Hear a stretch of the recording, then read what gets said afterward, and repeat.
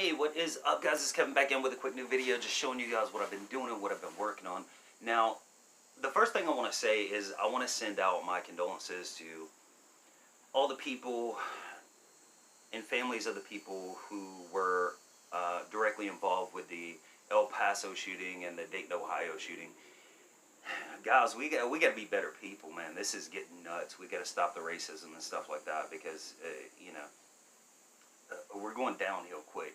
And it's a slippery slope that we're going right now. But besides that, I get asked, Kevin, why did you start working on cars? Like, what got you into working on cars? And I want to answer that question right now. Now, I've been working on cars since I was about 12 years old, and I really got into working on cars because my dad was a mechanic.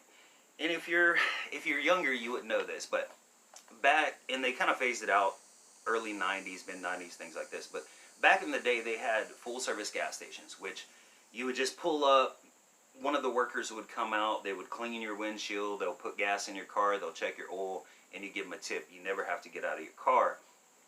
And my dad worked at a place like that, and those places also had mechanic shops. So he was a mechanic at one of those shops. He was really into cars. And around 12 years old, my dad was always fiddling with his cars and stuff like that. And it kind of got me interested in working on cars.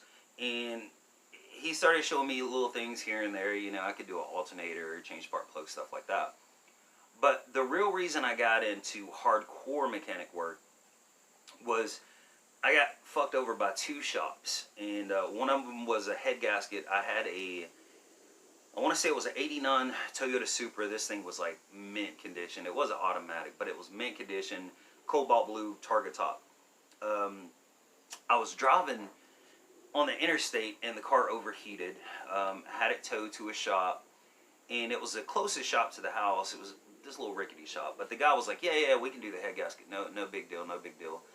So sit around, and my dad, by that time, he was working as a tow truck driver for the city. So he was working at night, so he usually sleep all day, and I didn't want to inconvenience him. And I was probably 16, 17, something like that. So I kept checking with the shop. He kept saying, yeah. So after about a month of him having the car, he said, look, well, we put the new head gasket on there, but the car still won't run. So I basically just lost everything, and I wound up just scrapping the car because that was too much in-depth mechanic work for me to do myself, and my dad didn't have time. The other time is I had a Ford Escort GT. I believe it was a 91. Really cool car. I had like 4 15-inch subwoofers in the back. I had some of those wide wire wheels, Dayton wire wheels, and the clutch went out, and I had somebody put a clutch in it, and he screwed me over, and I wound up having to scrap that car because at that point, I'd never taken a transmission out of a car. So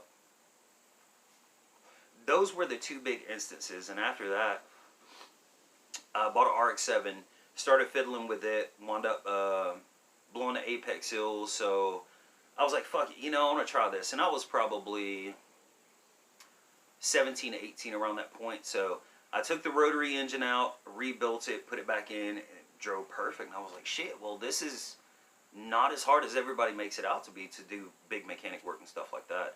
So, I was just fiddling around with my own stuff here and there, learning. And you got to understand that back then there wasn't, like, the internet is not what it is today. Today you can just jump on YouTube and look up a tutorial on step-by-step how to do stuff. We didn't have that back then. So it was really hard to get information. It was more of guesswork, especially with rotary engines and stuff.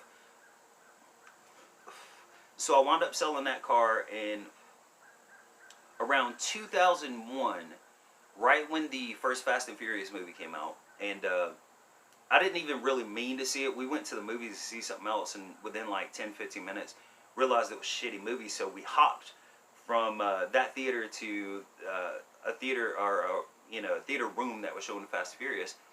And I was in the cars, and I used to go to like street races and stuff like that. Never really raced or anything like that.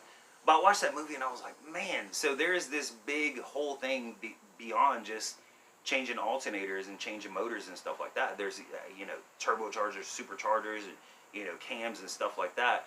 because I was never really interested in the modification side of working on cars. Like I said, I used to watch, look at Bob magazines like Super Street and stuff like that, Import Tuner, but I never really got into it. But after the Fast and Furious, I was like, man, I really want to learn this aspect of cars, and maybe I could, you know, figure out a career or get more into this. So the first car that I bought that I actually modified was it was a Dodge Stealth, and that was the first time I really got in depth. I did the head gaskets on it. I had to put a transmission in it, clutch in it. I actually lowered it. Had one of those big stupid ass wings on it. First time I ever painted a car, and it came out really good. Back then, the big thing on cars, the big modification when it comes to the aesthetics of the car, like what the car looks like, was those BMW Z3 fenders. And for the Dodge Stealth, they didn't make them. They was just making them for like Honda Preludes, Honda Civics, Acura Integra, stuff like that. So I actually went to the BMW dealer, and their inserts, I bought the original BMW inserts and cut my fenders out, put those in there and like sealed it up. It actually looked pretty good. I don't think I have any pictures of that car, but that's what really got me into it. So my dad got me into working on cars, but, and I know this is going to sound lame, but when the original Fast and Furious came out, it was a huge fucking deal. You know, street races, what is it called, car meets and stuff like that just exploded. You know, they started having the Nopi Nationals, which I went to the first like 2 or 3 years. And then, you know, if it wasn't for that, there wouldn't have been like a Nopi National. There wouldn't have been like an interest in that, or Import Alliance, or all the car meets that we see nowadays. So, you know, the original Fast and Furious movie did kind of mold the import scene to the way it is now. Everybody laughs at it and, you know, all this shit, but it really did do a lot for the import scene and how we look at cars now. So, yeah, originally I just got into it because my dad, he was a mechanic. And then, like I said, Fast and Furious got me into wanting to know another aspect of modifying and stuff like that. So that's pretty much the story.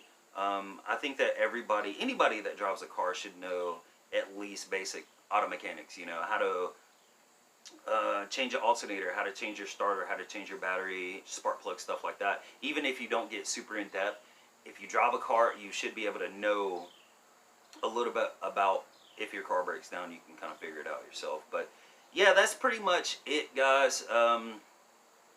Somebody asked me, I believe last night, what was going on with the Miata. I did the paperwork and sent it off, so right now I'm just waiting. It's a waiting game right now, so I don't know. She said that maybe it could take a week, but it could take up to, I believe, 3 weeks to get the title back, if everything goes right. So hopefully I get the title. As soon as I get the title, I can start modifying it. The first thing I want to do to it is probably buy a turbo kit, buy a full exhaust.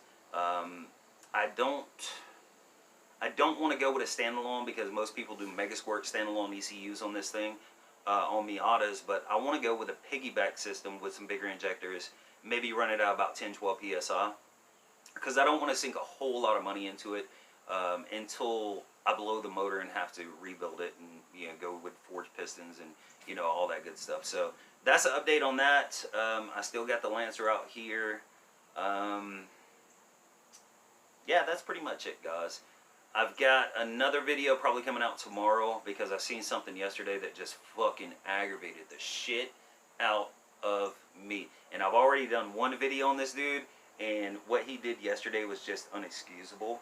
So I'm going to make another video on him. And yeah, that's pretty much it, guys. I'll talk to you later. Oh, go to my Instagram and follow me, kevinscars80, Instagram.com. kevinscars80, Instagram.com. And follow me over there. Send me a message. You got any questions? I'll try to answer everything I can. So, yeah, that's it. Talk to you guys later.